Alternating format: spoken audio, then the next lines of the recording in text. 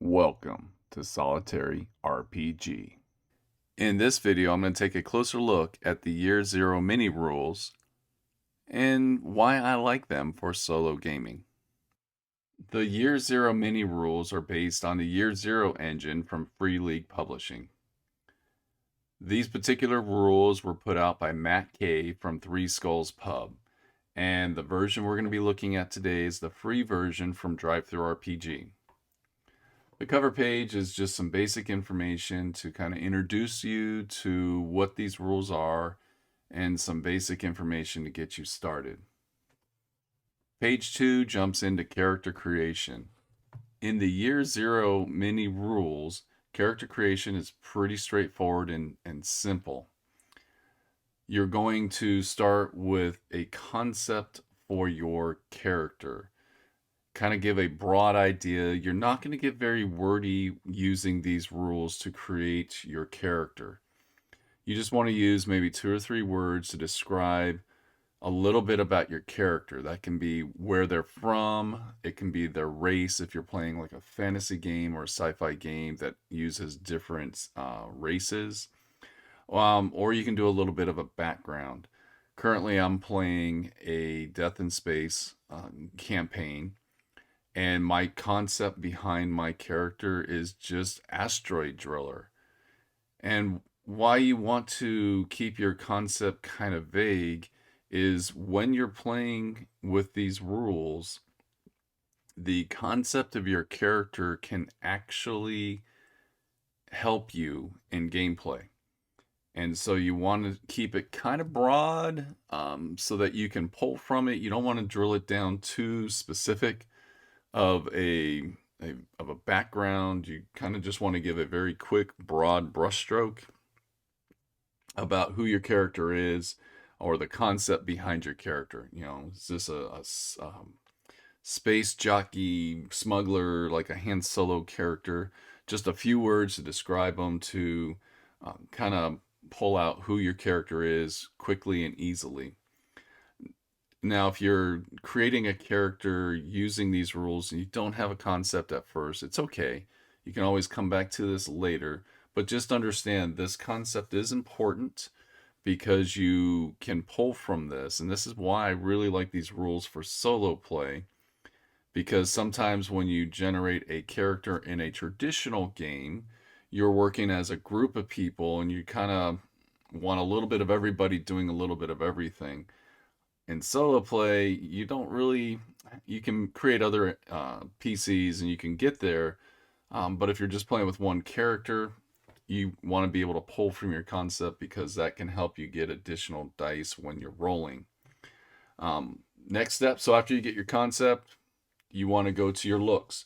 What are your first impressions? Again, just a few words. You don't have to create a novel about who your character is, where they're from, and every scar on their body. Just give a very stereotype look of what your character looks like. You know, is it just one particular piece of clothing that stands out that you want to draw attention to?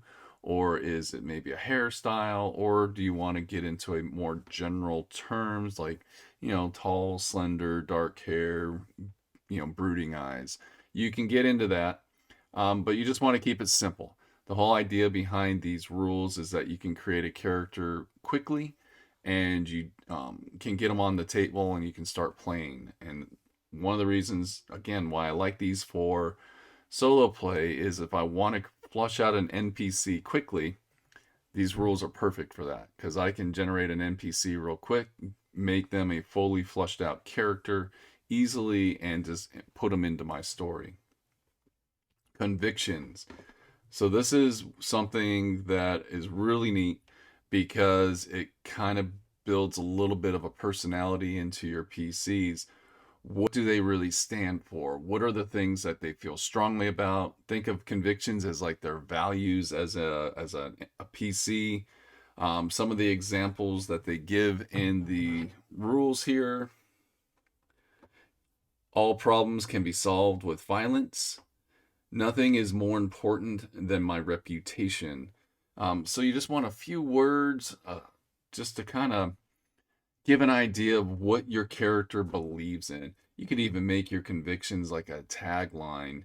I know Top Gun is real popular right now, and back in the day when Top Gun first came out, one of the things that they said back then for the pilots was, "I feel the need for speed." And that would be an easy conviction, meaning your character wants to move fast and just jumps right in and does stuff. So your convictions will actually be something, again, worked into the mechanics for the game. You when you play towards your convictions, what your beliefs are, what your values are, you can actually gain some benefit in the rules. The convictions and the impulses actually can give you luck points, and I'll talk about luck points later. But yes, you definitely want to focus on a conviction. What does your PC stand for? Impulses, again, knee-jerk reactions. That's exactly how they're described here in the rules. What's something kind of unique about your character? You can also look at this as a character flaw if you wanted to. But yes, something that your PCs have about them that's unique. A couple of the ones in the rules: never touch another person's blood. Think about playing into that in a fantasy game. That could be uh, quite quite hard in some games, depending on what kind of a player you're playing. Never attack an unarmed opponent. So again, impulses are just kind of a knee-jerk reaction. How does your character act? So convictions are their beliefs. Impulses are something they act towards. And again, both of these convictions and impulses, when you play into them as your PCs, you gain luck points. Luck points are a simple reroll. We'll talk about that further as we continue on with the rules. Friends. I really like games that incorporate friends because a friend gives you a kind of almost an immediate starting point for a solo adventure. You have a friend, someone that saves your life, you're indebted to them, and your friend was captured or being held hostage, or something's wrong, or they're lost, or something like that. You kind of already build in an adventure hook, or you've already built in a second PC for your group for you to be playing in your solo adventures. So, and that's pretty much the basic, the stuff you have to come up with for your playing characters, and you can do that pretty quickly. Or you can use a lot of different supplements to come up with some of this information. Recently, Mythic magazine, which is from the creators of Mythic GM Emulator, they put out Mythic Magazine 18. And in Mythic Magazine 18, there's a lot of charts and tables that you could actually use for helping you create your characters. Now, I printed the copy off and I split it into two separate magazines. One is just the information talking more about the event focus table and changing up the focus table. And the second one is just nothing but all the tables and charts that were in there, the meaning tables. But there was a couple in here about character actions and general information. But here's a whole character background section that you could roll on if you're looking for some words to help you get inspired to create a character conviction or their background or anything like that. And then it goes on. Here's actual information that you could use: general descriptor information, a physical, what do they look like, roll a bunch of times on this, come up with a bunch of words, and then you could put your look together for your character. Motivations, identity, personality. So if you're into the Mythic GM Emulator at all, and you support the product line, you may want to look at the most current issue of Mythic Magazine, Volume 18. I'm a supporter on Patreon, so every month I get the magazine as part of my Patreon reward. But you can buy these from DriveThruRPG. I'll put a link in the descriptor below. Another product that I recently purchased that has a lot of great character information that I can use in the Year Zero engine is 5th edition Runes of Symborum. This book is got a lot of these different classes in it, but on the classes, they actually got these personality trait lists that you can roll up for the different characters. And here's one. It's just a D8 roll. Um, I bow to no one, noble or not. Think about that as a conviction for your character in using the Year Zero mini rules. So that's something that you can use. And again, there's lots of resources out here that you can use. There's character flaws that you can pull from. And just because this is a fantasy setting, some of this information translates over to any setting. I bow to no one, noble or not, can be used in a sci-fi game just as easily as it could be used in a fantasy game. So there's information out there if you're looking for inspiration to create your concepts and your look, your convictions, your impulses. But all of these are important in the Year Zero mini rules. So if you are creating a character and you're not quite sure if you like some of the things that you created, you can always go back and change them. Since it's a solo game, you can do it whenever you want. If you are going to do it in a group game, if you have a GM, then you're obviously going to want to talk over to your GM and figure out what you can change and talk about how you can weave that into your story. Next up is attributes. And what I really like about these rules is, first of all, there's only 4 stats that you need to keep track of: strength, agility, wits, empathy. Those are pretty basic stats or attributes that are used in a lot of games. But what you do is you don't roll any dice for this. You get a score. It's somewhere between 10 and 15 according to the rules, and then you just assign a value to the different attributes. So if I assign a value of 4 to strength, what that means in gameplay is I'll get 4d6 dice to add to my dice pool. This is a d6 system, and I like d6 systems because I actually play a lot of tabletop war games like 40K and Age of Sigmar, different games like that. And I'm used to d6s, and I like to roll d6s, and I have lots of great d6s. So this game really speaks to me in that sense. But all you do is put a value to them. What I've been doing for my solo adventures is I max out. I give everyone 16 points. So I put 4 points in every category. Then I roll a d6, and whatever that value is I subtract that. And then I decide what I want to subtract it from. And then I will reallocate my values accordingly. Based on the rules, you want to be somewhere between 2 and 6. You don't want to go over 6. You don't want below 2. And you can never have a max over 8 again, unless you're wanting to add that into your game for whatever reason. It even says you can do it here in the rules, but you want to talk to your GM. You're the GM, so you would have a talk with yourself to see if that's something you really want to do.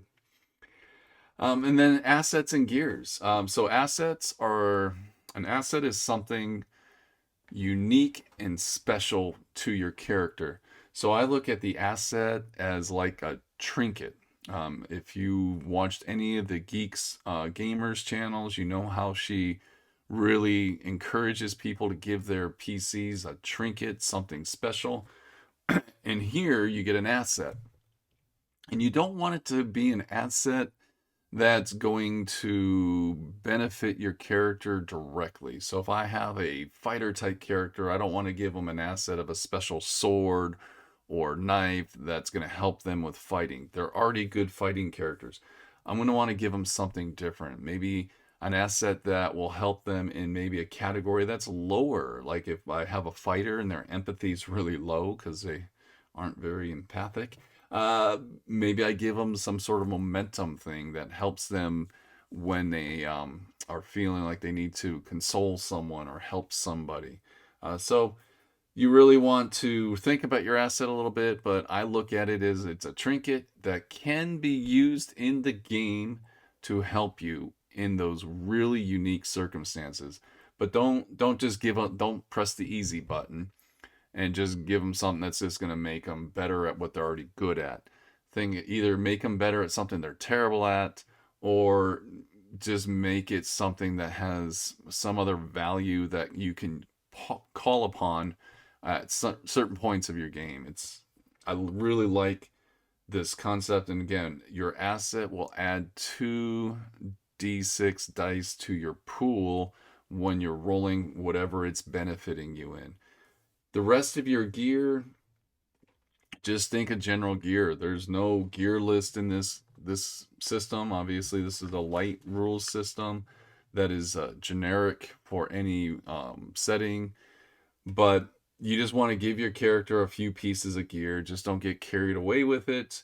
There's no encumbrance type rules to this. You just want to think of a few pieces of gear that can benefit your character. Maybe at this point, this is where you give them the sword and you give them the shield and you give them some of the armor and things. Because the gear will give you a bonus in your dice pool when using it, but it's like one die pool or one die bonus to your pool. And wealth, I really like how they made the wealth system work in these rules. You don't need to keep track of gold or silver or whatever currency your rules are using. You just kind of decide where your character falls in the category of either poor, average, well off, or rich.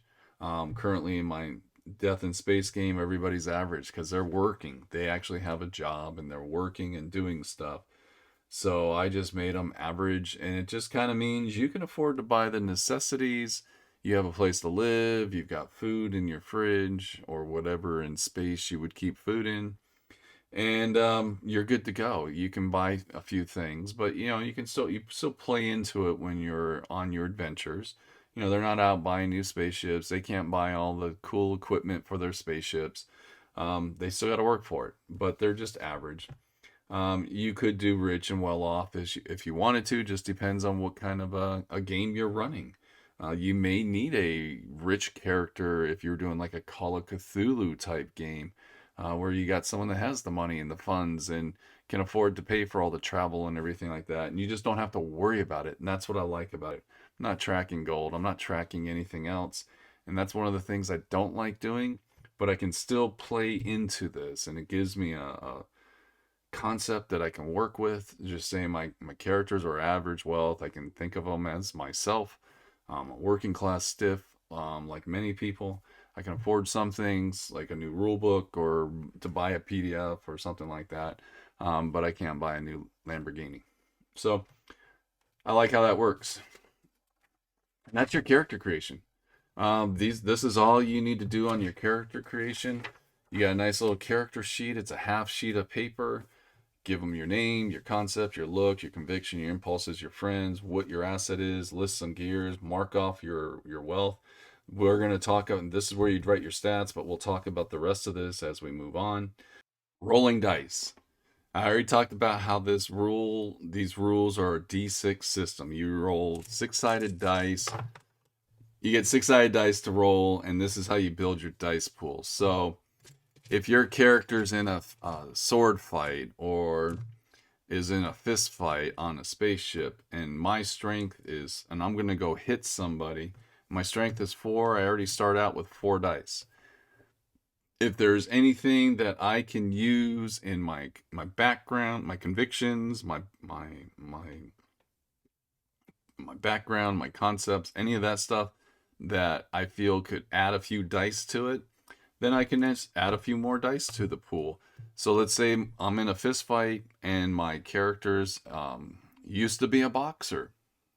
So he would maybe get 1 or 2 dice, depending if he was a good boxer or not. But I'm just going to say 1. You don't want to get carried away. You don't want to overload your dice pool and always get successes. You want to keep the game part still alive and make things work. But let's just say my character had some fighting skills at some point, so I'm just going to give him an extra dice. Maybe there's an asset, like he's got like brass knuckles, and that's his asset, or a piece of gear. We may give him one more, and that would be it. So this is my dice pool. Now maybe there's something that can take dice away as well. So don't ever just add dice, but think about situations and things that may take dice away. But once you get your dice pool, you roll your dice and you're looking for sixes. Whoop, I failed. So that's a bad thing. So all you want in the game for this is sixes. One six rolled is a success. So if my PC is swinging on a NPC and I rolled one, I hit, and then I'd move on to doing damage. But at this point, I just hit. If I get multiple d6s, I can build from that. So in the rules, they talk about critical successes. So if you get multiple successes, two successes, you now have a critical. Now you get, it's a built-in oracle to the rules. Now you get to say something more about that success. So not only did I hit and I caused damage, but because it was a critical hit, maybe I knocked the person down and they fell back, and it's going to give me an opportunity to maybe strike again, or however I want to tie that into the narrative to fit my story at the time. And if I even get multiple successes, I can actually take some of my successes that I have. It's called momentum in the rules, and we're going to talk about it a little bit more, but I can actually give some successes to another PC so that they can use those dice when they need to roll. So that's how you kind of build your dice pool, and you just want sixes.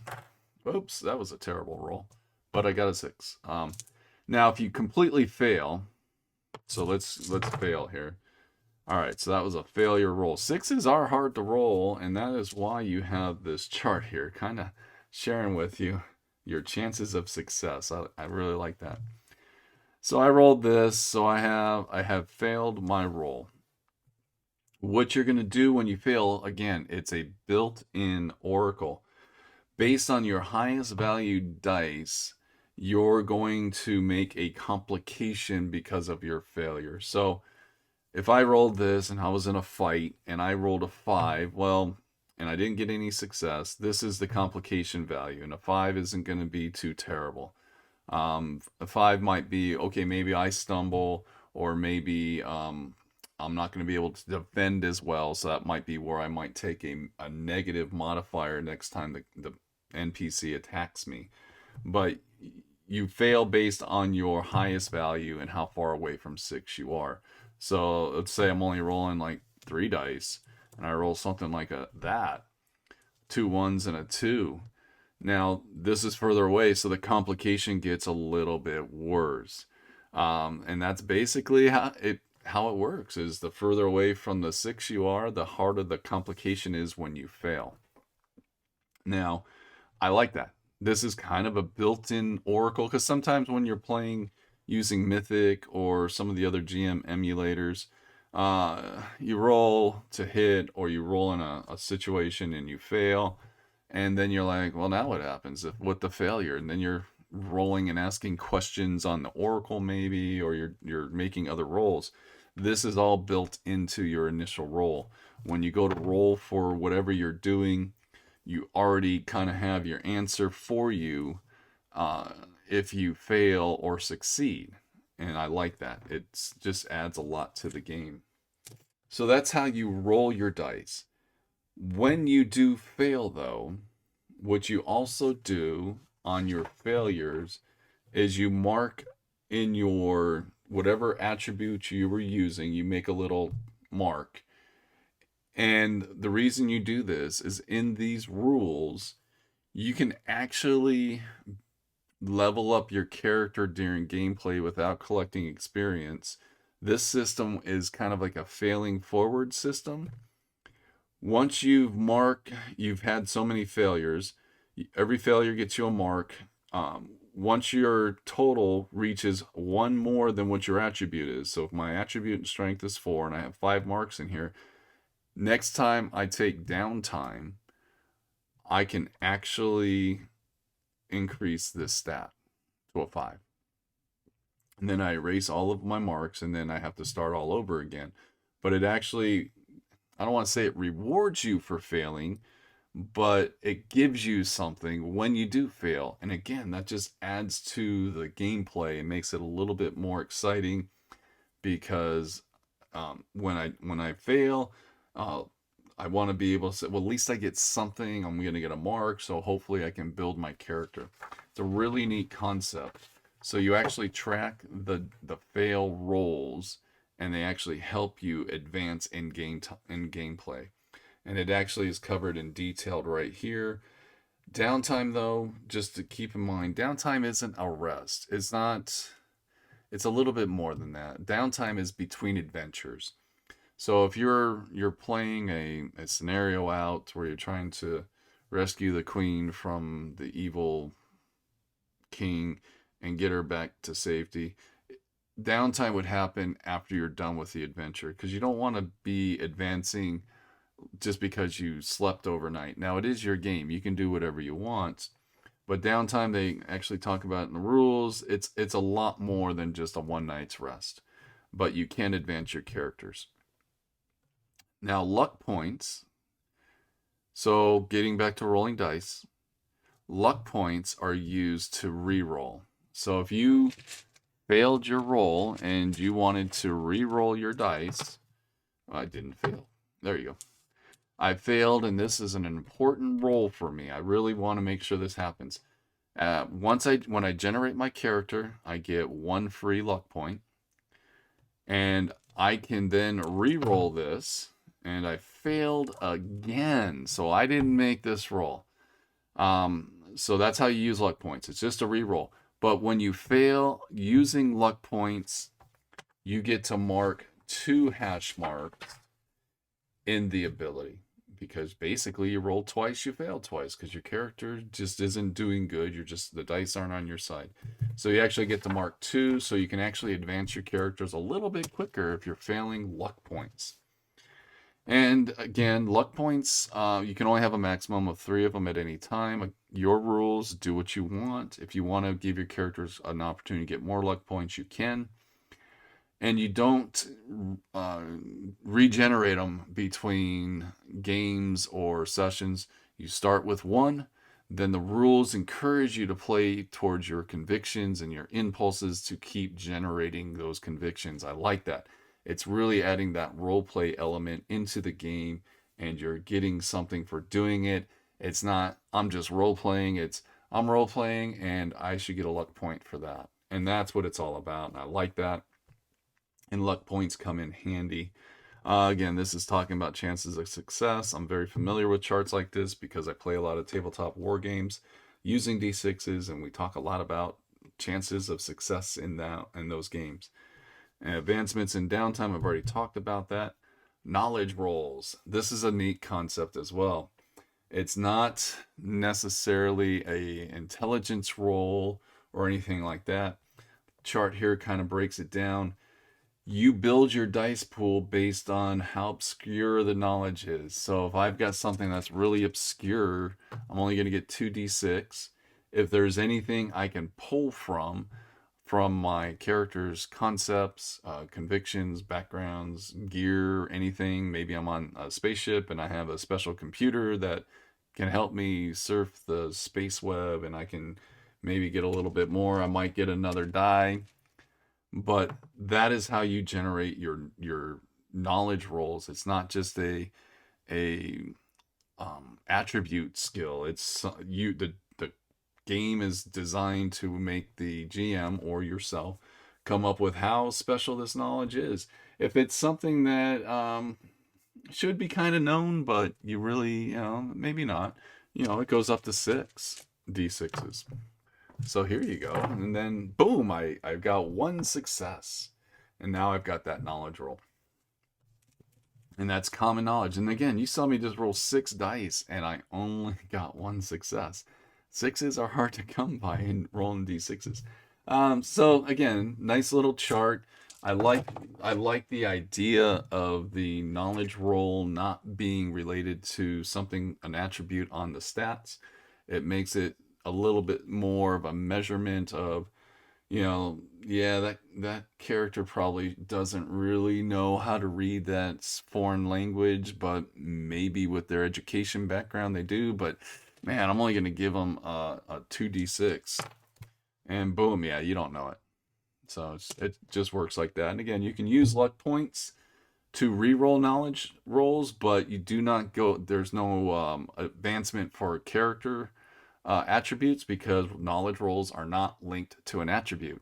Another little nuance to the rules that just make them a little bit better for solo play. Quick Gear. This is just a really cool concept. Quick Gear is using the environment around you to help you with your dice rolls. It's just that simple. I like it. You're building your dice pool. I'm in a fist fight, and I've got strength 4, and there's a wooden stick because we're out in the woods or something like that, and I grab the stick to swing at them. Well, now I get one more d6 to my dice pool to help me with that. Boom, I miss. Oh, I'm going to spend a luck point. Boom, I hit. I had a success. I used my luck point, but I hit them, and I'm going to do a point of damage. So that's kind of Quick Gear, and I've been using that a lot with my Dead in Space campaign because I'm on spaceships and I'm out looking for stuff, and I may need a wrench or something, so I do a little quick roll on the Oracle table, like, hey, are there any tools on this spaceship I can use to take this equipment apart? And if I get a yes, then I can use the Quick Gear, and I can make a simple agility roll to see if I can take something apart, or a wits roll. Just depends on what I'm taking apart.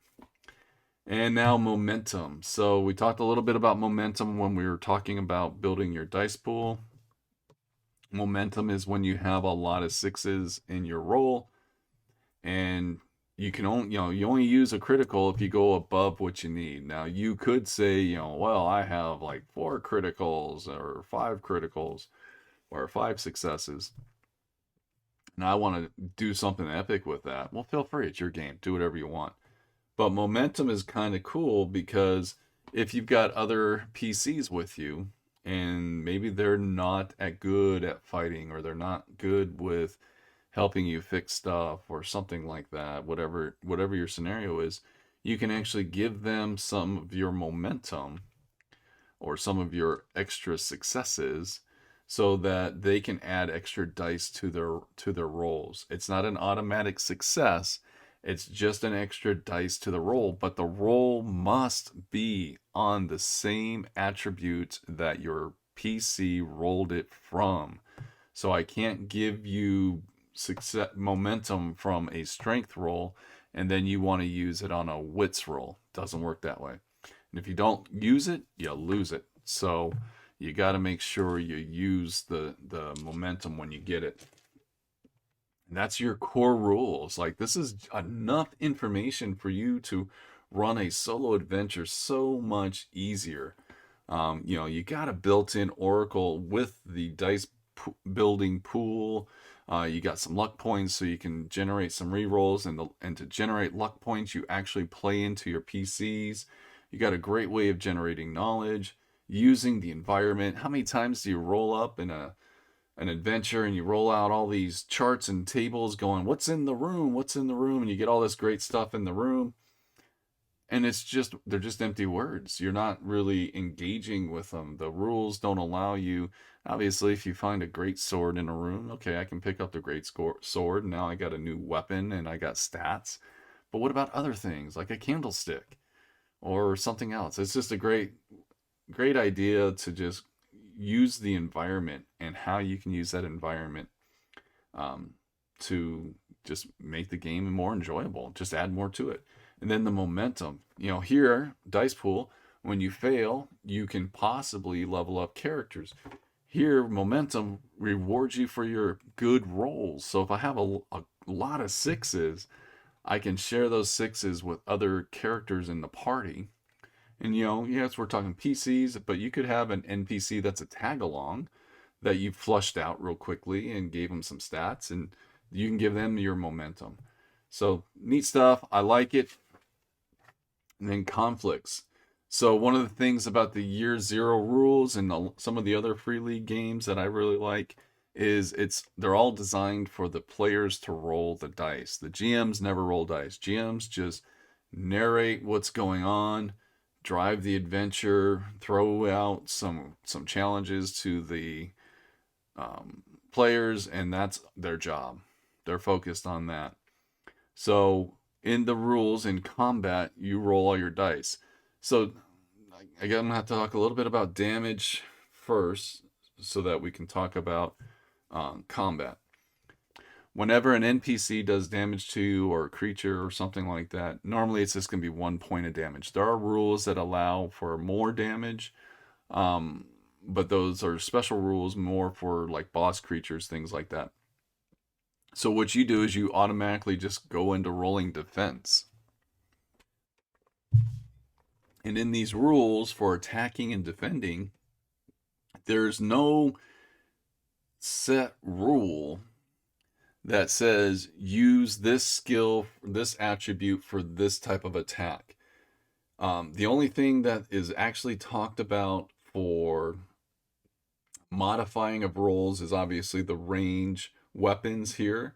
Talks about you minus dice based on how far away the target is. If you're point blank, it's -2 dice. Long range -1. Extreme is -2. So you have to decide. So, and it's pretty straightforward.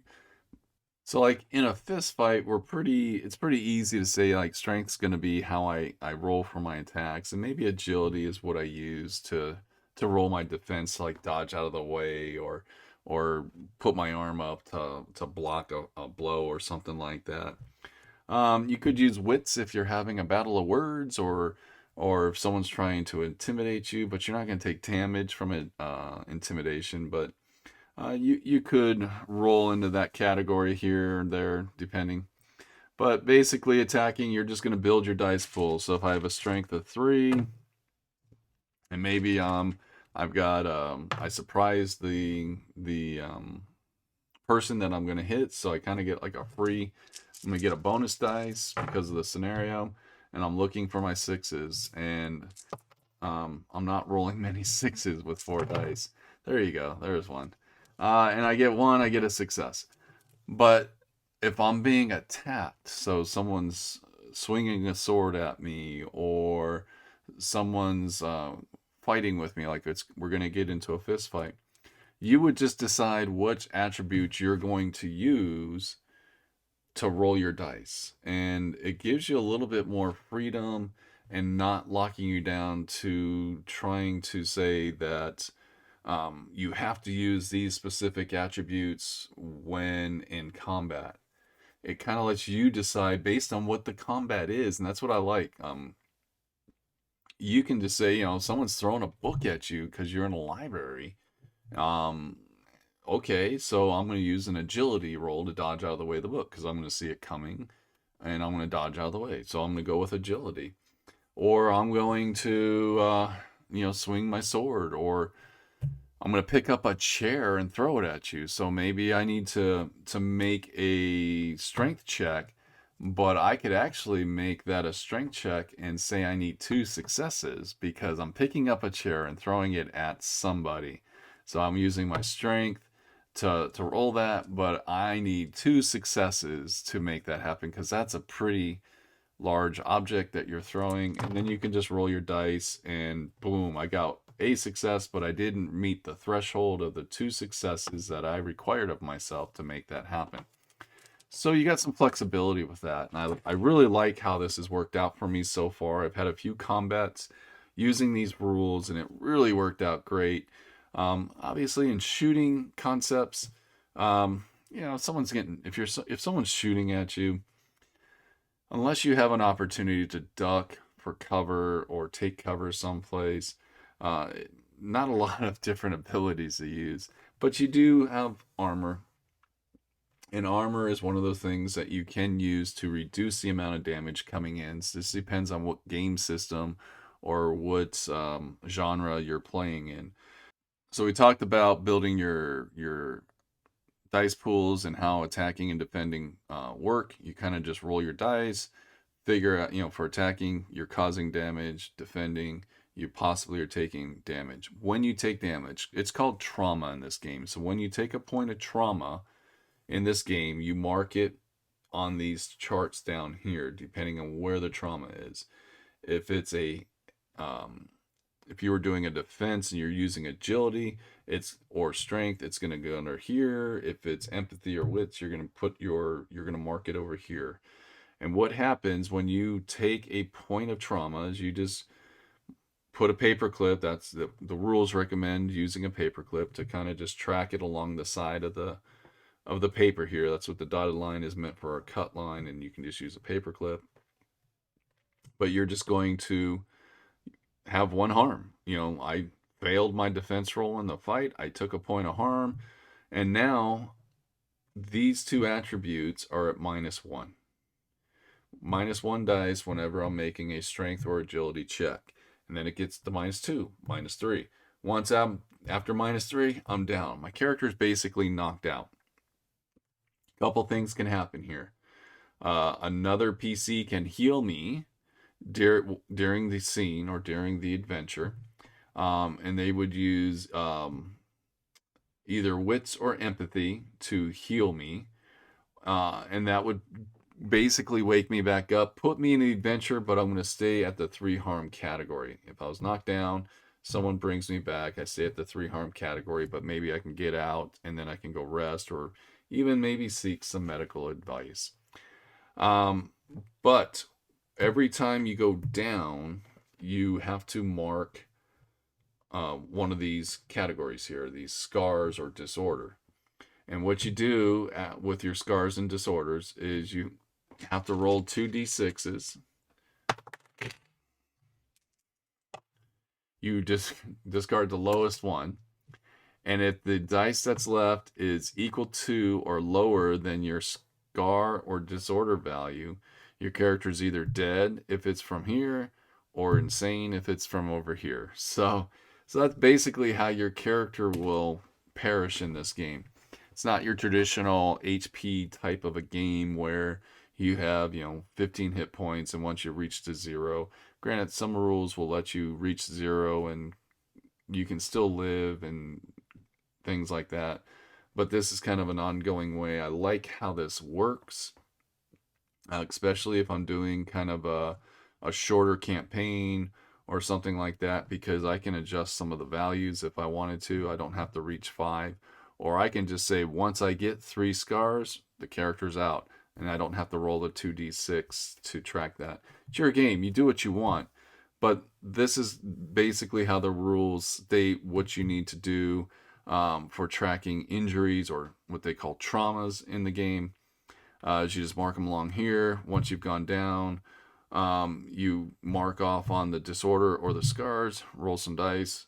If you beat the score, you're good to go.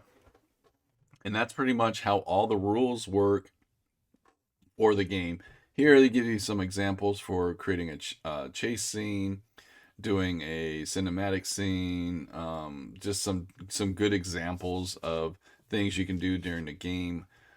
This would really be more specific if it fits the adventure you're in. But now we get into some more game mastery stuff. So this is a little bit more some information to help you deal with group play. But the NPC generator is really important. And this is really how you can create NPCs quickly and easily for the game. All you want to do is get some general information before you start your adventure. Maybe create some NPCs, and all you're looking for is some mannerisms, maybe their appearance, and you want to give them a trauma level. So, and they give you this great chart here. Low-level characters have 1 trauma. If you hit them once, you get 1 success in your fight, they're out. Not dead, just like you. They're not, just like your character. They're just knocked out for the time. If you're using like Mythic GM Emulator, you might write those names down because they could come back later in your game. Regular Joes, these would be probably at the same level as your PCs at the time. Then you get into some more tougher enemies, which could have 3 traumas, and then the epic villain could have 4 plus trauma. Again, this is gives you some kind of a guideline on how to create your NPCs, but all you want to do is create really basic information. In my Death in Space game, there's this NPC generator, which actually has a way for me to roll up some names real quickly. And then I have a bunch of different tables to look at to where I can just roll 3d20s. First d20 that I choose to use, I can do it in any order I want, is I can get a quick background of what the person is. So if they're a data pusher, a drone driller, an AI coder, I can kind of give them a little bit of information, or I can just pick based on my scenario. I can do first impressions, so these are basically their mannerisms, some of their quirks or how they act, and then I get some looks. What are they wearing? What kind of clothes they got on, or something unique about them. A few of these are very creative. Some of them are pretty interesting. Um, but anyways, so this is a great tool for Death in Space using the Year Zero mini rules. I can create my NPCs quickly. I can just roll some dice, pull some information, write it down on a piece of paper, and I'm good to go. And then I just give them a level. Special traits. Now, these are something you reserve for more specific characters, like the main villain that you're after, or just a more dangerous NPC that they're encountering or creature that they're encountering. Because what you're going to give them is a special trait. The values are either going to be 2 or 3. And the reason the values are going to only be 2 or 3 is because if you give a special trait of 2, then when you go to fight them and try to harm them, cause them trauma, you have to have 2 successes to make that happen. If you give them 3, you have to have 3 successes to make that happen. So you want to be that's why there's not 1, because you already need 1 just to cause 1 trauma. So it's only 2 or 3. And that's the number of successes you have to have in order to cause any trauma. In addition to, if the special trait you give your NPC will aid them in fighting. So if I'm in a bar scene and my PCs need to take out the bouncer, and I give the bouncer a special trait of 2 because he's a good fighter. He's the best bouncer in the whole galaxy. If I don't defend against the bouncer, it'll cause 2 points of trauma. So if the special trait you've given your NPCs is something you gave it to them because it fits their character and it's something they can use in combat or intimidation or whatever, however your story is going, just keep in mind when you fail, like if you're going up against a dragon and you don't have a lot of dice for your defense, and that dragon has special trait 3 because they can refire, and you fail, you've already taken 3 trauma. You're gonna be out of the game really quick because you're already down to -3 dice with 3 trauma. Something that really just helps you create really different characters, so not everybody's the same. You can give them this special trait. So maybe you run into a group of bad guys and gals, and you just want to give maybe the main leader of that group. So you got 4 NPCs, 3 of them are just low level characters, 1 trauma. You're gonna make the main person 2 trauma, and you're gonna give them special trait 2 because maybe they got like a special sword or fighting skills or something like that. Again, that's up to you and your story, but it's quick, it's easy. And you don't even have to do the special traits if you don't want to. You can ignore it.